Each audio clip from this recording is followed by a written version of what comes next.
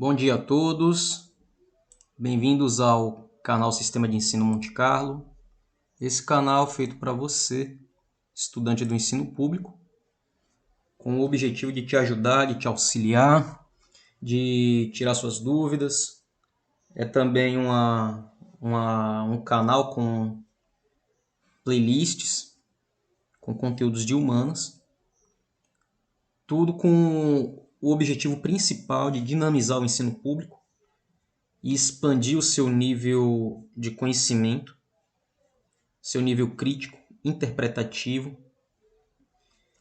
e aumentar o seu raio de alcance, nas questões sociais, tá? Dito isso, nós vamos dar início à nossa aula. Hoje mais um assunto para o nosso módulo de História. Estamos em História do Brasil, período moderno. É o Brasil ainda do período colonial. E hoje nós vamos falar sobre a exploração de ouro e diamante aqui na colônia portuguesa. Tá?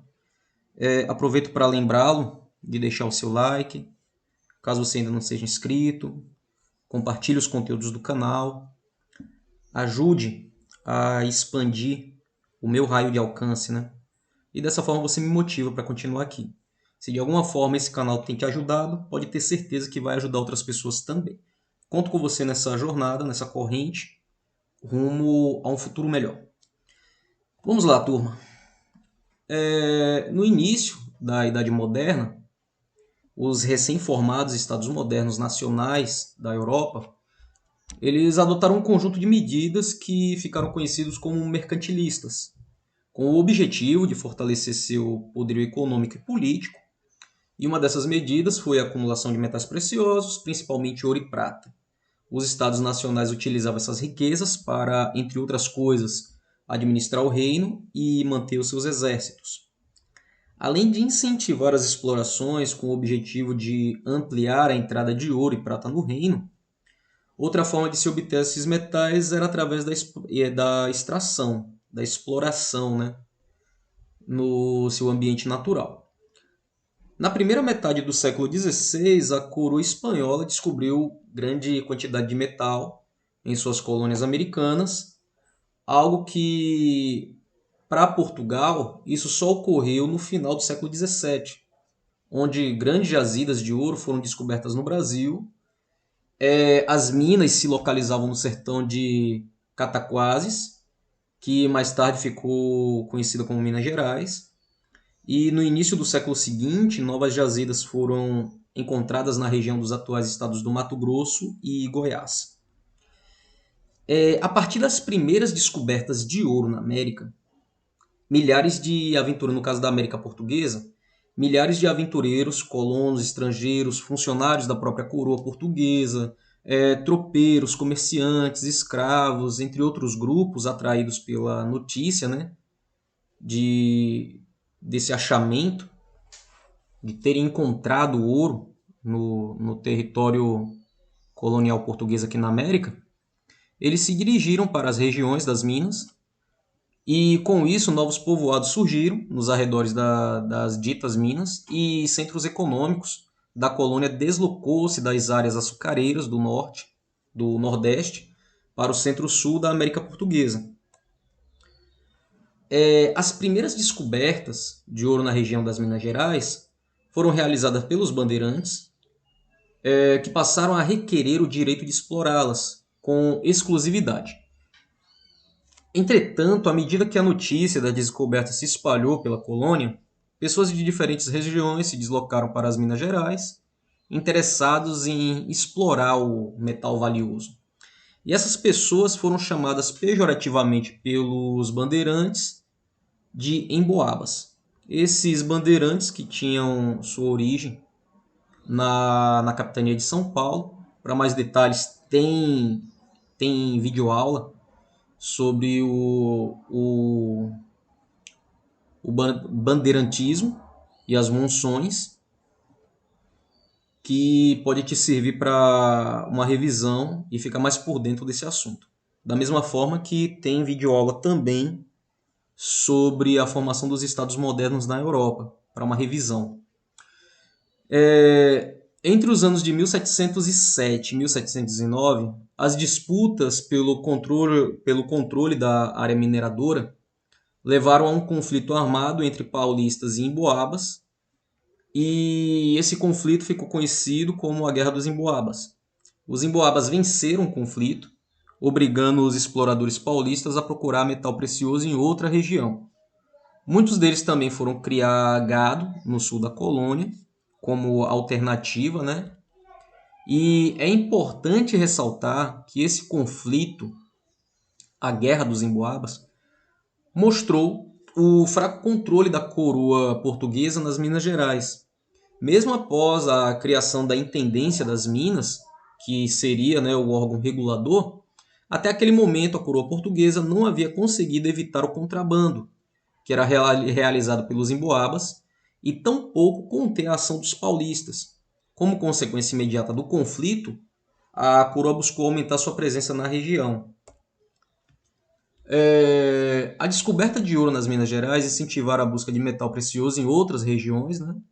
E no início do século XVIII, por exemplo, foram organizadas expedições particulares e expedições oficiais que procuraram o ouro no nordeste da colônia, mas como não foram encontradas grandes quantidades, a coroa portuguesa decidiu proibir essas excursões, porque isso demandava recurso e mão de obra que poderia estar sendo aproveitada de outra maneira. A história foi diferente na região onde hoje se localizam os estados de Goiás e Mato Grosso, onde a descoberta de ouro na região resultou no deslocamento de muitos aventureiros para essas áreas, o que contribuiu para o surgimento de rotas comerciais, arraiais e povoados, a fim de controlar a extração das minas preciosas, né?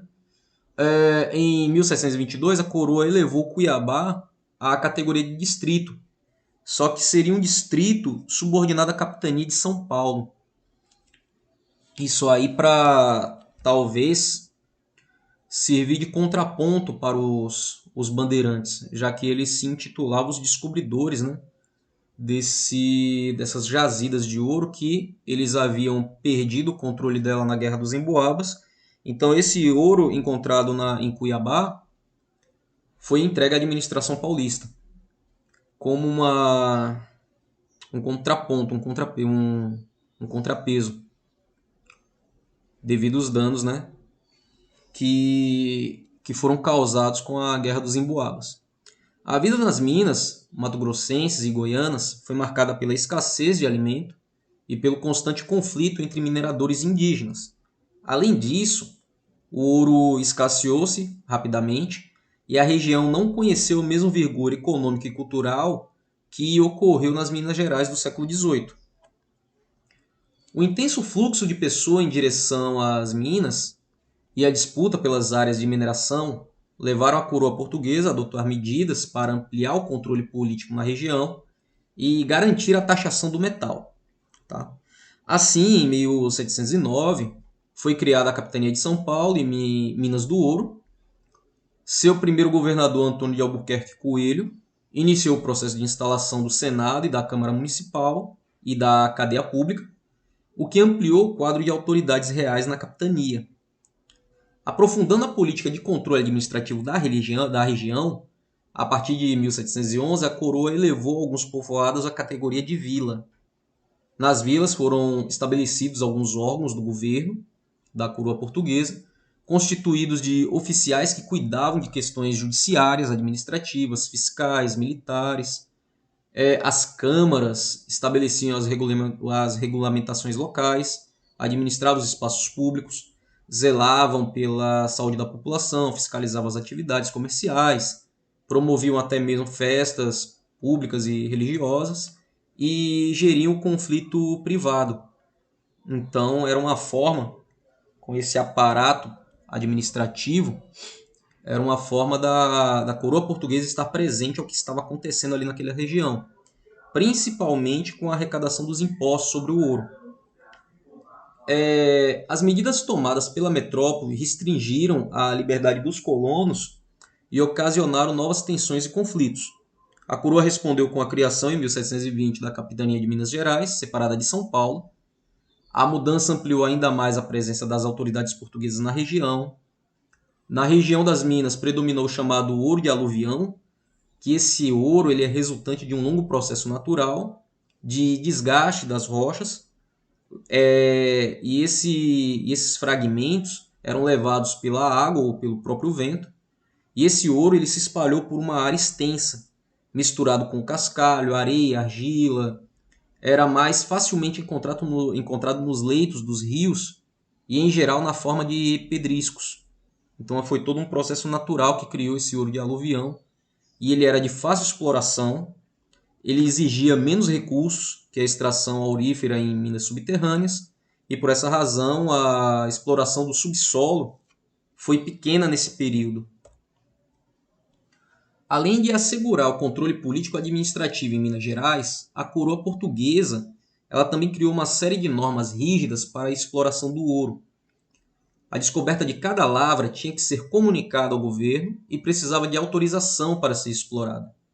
Depois de registrada, a mina era dividida em lotes, conhecidos como datas, né? O descobridor podia escolher as duas primeiras, enquanto a seguinte ficava para a coroa. As demais eram repartidas pela intendência das minas, e entre todos os pretendentes ficavam as maiores datas com os mineradores que tivessem mais escravos. Mais um ponto que justifica que o proprietário de escravo ele tinha facilidades por ser considerado uma pessoa de recurso. Por meio de cobrança de impostos, a coroa portuguesa esperava ganhar sua parte nos lucros gerados pela exploração aurífera, e a principal taxação era o quinto, que era um imposto cobrado de 20% sobre todo o metal encontrado pelos mineradores, e esses 20% era cabido à coroa portuguesa. E além disso, para evitar o contrabando, o governo luso proibiu a circulação do ouro em pó e implantou entre 1717 e 1719 as casas de fundição. E nesses estabelecimentos, após o quinto ser recolhido, o ouro era transferido em barras e recebia o selo real. Aqui ao lado tem exemplos, né, desse ouro já regularizado e legalizado pelas casas de fundição, já com um imposto de 20% recolhido. Somente após esse procedimento era que o ouro poderia circular no comércio. Mesmo com todo esse controle, muito ouro ele circulou na ilegalidade. Entre 1735 e 1750, instituiu-se também um sistema de captação que previa a cobrança de 17 gramas de ouro por escravo. A partir de 1750, o governo português manteve apenas o imposto do quinto e fixou uma cota de 1.500 kg de ouro anual para toda a área mineradora. E para pressionar os mineiros a cumprir a exigência, a coroa instituiu a derrama, que era um dispositivo jurídico e tributário que, caso a cota de ouro não fosse atingida, essa cota de 1.500 quilos, a população ela deveria completá-lo com seus próprios recursos. Então observe que é toda uma engrenagem para forçar a produção, para forçar a exploração até o seu limite. Aqui do lado eu coloquei uma tabela com o período e a produção, né, desse período, onde você pode observar que ela chega ao pico entre 1750 e 1759, e a partir de então ela passa a cair. Então é nesse momento que vai acionar esse dispositivo da derrama, e é aí onde onde a população ela vai ficar insatisfeita com as administrações portuguesas e vai ocorrer uma série de revoltas. Mas essas revoltas elas são assunto para uma outra aula, tá? Desde a descoberta das primeiras jazidas de ouro, as Minas Gerais foram palco de conflitos envolvendo mineradores, né? Colonos e funcionários da coroa encarregados da fiscalização. A notícia da criação das casas de fundição, seguida da proibição de circulação de ouro em pó, foi motivo para mais conflitos na região. Os mineradores contestaram a medida argumentada que ela dificultaria a comercialização dos produtos que chegavam às minas. E diante de toda essa situação, em julho de 1720, cerca de 2.000 mineiros, comandados pelo comerciante português Felipe dos Santos, tomaram Vila Rica e exigiram do governo da capitania, que era o conde de Assumar, que as medidas tomadas fossem canceladas. O governo não só manteve as casas de fundição, como reprimiu a revolta e, de forma exemplar, para a administração portuguesa, esse mesmo Filipe ele foi enforcado e teve seu corpo esquartejado em praça pública. A data exata do início da exploração dos diamantes no Brasil está cercada de mistérios e de versões diferentes, né? É provável que os primeiros achados de diamante tenham ocorrido no arraial de Tejugo, que hoje é conhecido como Diamantina, e na região do Cerro Frio, por volta de 1714. Entretanto, a existência dessa pedra preciosa teria sido oficialmente comunicada à coroa portuguesa somente 15 anos depois, ou seja, em 1729. Com o reconhecimento do valor do diamante em 1734, a coroa resolveu demarcar a região, criando o Distrito Diamantino, com sede administrativa no arraial de Texugo. O objetivo era impedir o contrabando, controlar a chegada de aventureiros, arrecadar impostos, claro, e isolar a área do restante da colônia. Então, observe que o foco principal era o ouro, porque ainda não tinha-se um valor significativo estipulado no câmbio, né, sobre o diamante. Mas quando esse valor ele passa a ser reconhecido, então essa mina de exploração ela também passa a ser assistida pela administração portuguesa. Além disso, em 1739, o governo português instituiu o sistema de contrato, com duração de 4 anos, onde por meio desse dispositivo, a coroa concedia ao contratador o direito de explorar diamantes durante esse período, e devendo para isso pagar um tributo à coroa, e mesmo com os elevados tributos, o negócio ele sempre foi lucrativo e os contratadores desfrutavam de grande prestígio na sociedade. E um dos mais conhecidos foi João Fernandes de Oliveira, que ele se apaixona pela escrava Chica da Silva. Chica da Silva que já foi tema de filme, de minissérie, até mesmo de novelas. Foi uma pessoa bastante, como é que eu posso dizer, bastante efetiva na sociedade da colônia brasileira, da colônia portuguesa aqui na América nesse período. E a utilização de contratadores durou até 1771, quando a extração de diamante passou a ser administrada diretamente por Portugal, por meio de um órgão do governo, que era a Fazenda Real. E no início do século XIX, a administração portuguesa liberou gradativamente a garimpagem dessa pedra em determinadas áreas, o que encorajou o contrabando. O Distrito Diamantino foi dissolvido em 1882, quando as pedras elas tinham escasseado, os diamantes, né? E nesse período o Brasil ele já era independente de Portugal. Então essa exploração, Portugal já não tinha mais direito a ela. Nós falamos de Chica da Silva, e eu coloquei esse slide aqui decorrente a ela. Francisca da Silva, ou como ela ficou conhecida, Chica da Silva, foi uma das figuras mais famosas e polêmicas do século XVIII.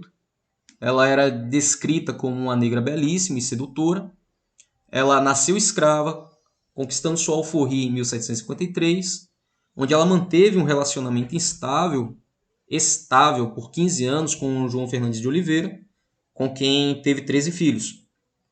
Chica da Silva ocupou lugar de destaque na sociedade do período, doou dinheiro para diversas ordens religiosas, forneceu recursos para a construção de igrejas e manteve um nível de vida bastante luxuoso, mesmo após a partida de João Fernandes em 1770 para Portugal. Isso já com a instituição da Real Fazenda, então não era mais preciso ele administrando a região de Diamantina. A mineração de ouro e diamante gerou um grande impacto na paisagem de Minas Gerais, onde grandes áreas foram desmatadas para expor o solo das margens dos rios, extrair madeira, construir povoados, abrir estradas e áreas para plantação. E no caso da extração do ouro, até o século XIX foram empregados 3 tipos de técnicas: a procura direta no leito do rio pelo ouro de aluvião, com o uso de uma bateia, a lavagem dos morros ou barrancos para a obtenção de uma mistura de lama e areia, da qual poderia ser separado o ouro, e a extração no interior das galerias, seguindo os veios do ouro, que era um método mais caro e só acessível aos mineradores mais ricos. O predomínio do ouro de lavagem provocou o assoreamento de muitos rios, desviou o curso dos riachos e, consequentemente, afetou as espécies aquáticas. Devido à lavagem de ouro, as águas dos rios tornaram-se tão turvas e avermelhadas que a Vila Real do Ribeirão de Nossa Senhora do Carmo chegou a ser chamado, na ocasião, de Ribeirão Vermelho. Um testemunho de Saint-Hilaire, que era um viajante desse período, descreve Ouro Preto como uma cidade mal cuidada e melancólica.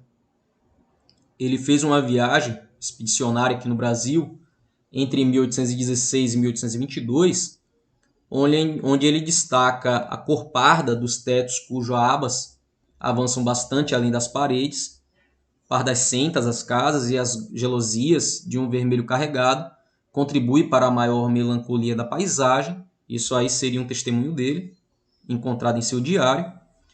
E ele continua dizendo que muito dessas impressões deve-se à marca deixada pela atividade mineradora avistada às margens das estradas e em torno da cidade.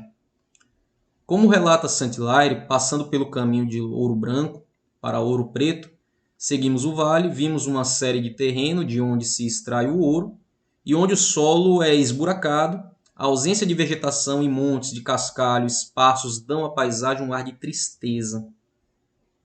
Então, da mesma forma que essa extração dos metais preciosos ela trouxe prosperidade, riqueza e progresso para a região, ao mesmo tempo ela degradou a natureza. Isso é consequência em qualquer faixa histórica, em qualquer período histórico, né? Degradar a natureza, os recursos naturais em nome de um progresso que nunca chega para a população, fica só entre a elite. Turma, essa foi nossa videoaula de hoje, espero que tenha sido rica e instrutiva para todos vocês. Continuem ligados aqui no canal Sistema de Ensino Monte Carlo, onde nós temos vídeo aula quase que diariamente, tá? Não esquece de deixar o seu like, suas dúvidas e comentários, deixa aí na seção de comentários, que eu me proponho a lhe ajudar. Fiquem todos bem, até uma próxima.